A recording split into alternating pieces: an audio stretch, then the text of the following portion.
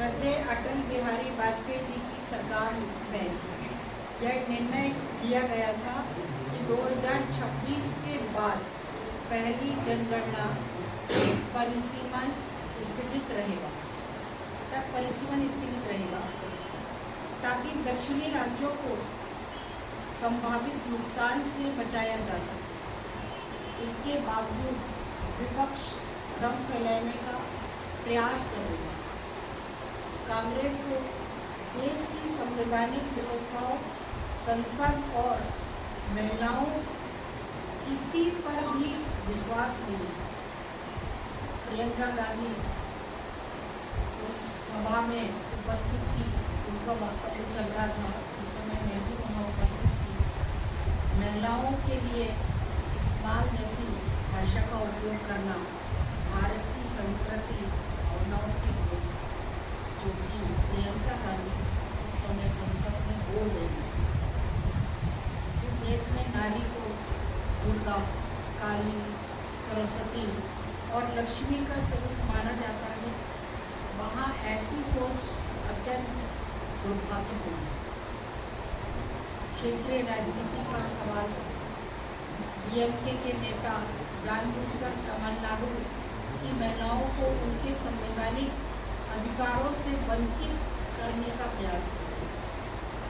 यह लोकतांत्रिक प्रक्रिया में महिलाओं की भागीदारी को रोकने की सोची समझी रणनीति प्रतीत होती है।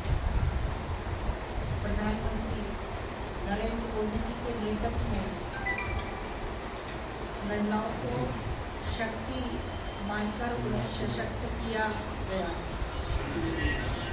महिलाएं ध्यान को रखेंगी।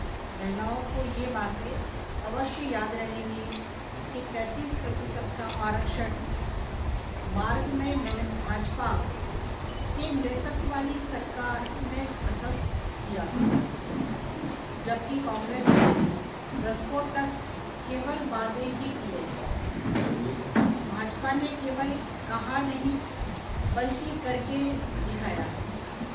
3 तलाक से मुक्ति, शौचालय, बैंक खाते। आपने देखा होगा कि पहले के समय में हमारी माताओं बहनों को हमने देखा है कि जो थोड़े बहुत राशि उनके पास रहती थी, वो कहीं चावल के डिब्बे में, कहीं पोटली बनाकर रखती थी। लेकिन देश के यशस्वी प्रधानमंत्री नरेंद्र मोदी जी ने बैंक में बहनों के खाते खुलवाए। स्वास्थ्य सुविधा की चिंता की। हमारी माताएं बहनें गीली लकड़ी जलाकर और परिवार के लिए भोजन तैयार करती थी। उसकी चिंता यदि की तो हमारे देश के यशस्वी प्रधानमंत्री जी ने की। हमारी माताएं सूर्य अस्त होने का इंतजार करती थी कि हम सोच के लिए जा सकते। यदि वो महिलाओं की शर्म, हया, महिलाओं के इस अपमान को सम्मान में किसी ने बदला है, वो हमारे देश के यशस्वी प्रधानमंत्री नरेंद्र मोदी जी ने करोड़ों शौचालय बनवाकर और हमारी बहनों को सम्मान दिया।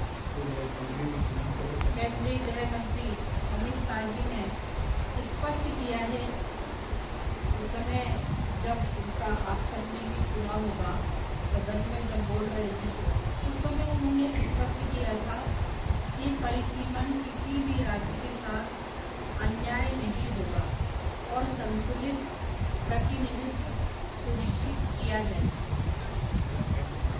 देश की 70 करोड़ महिलाएं इस घटनाक्रम को देखी, समझ रही थी और उसे याद भी रखेगी।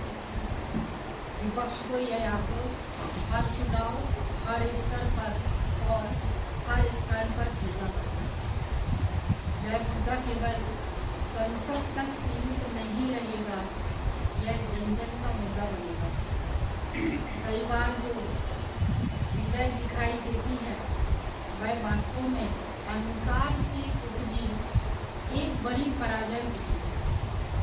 भारतीय जनता पार्टी महिला सशक्तिकरण के प्रति पूरी तरह प्रतिबद्ध है। यह केवल कहने तक सीमित नहीं है, बल्कि करके दिखाया गया है। देश की नारी शक्ति मार्गदर्शक नहीं, निर्णायक शक्ति है और वही देश के भविष्य तय करेगी, ऐसा हमारे देश के सफल प्रधानमंत्री नरेंद्र मोदी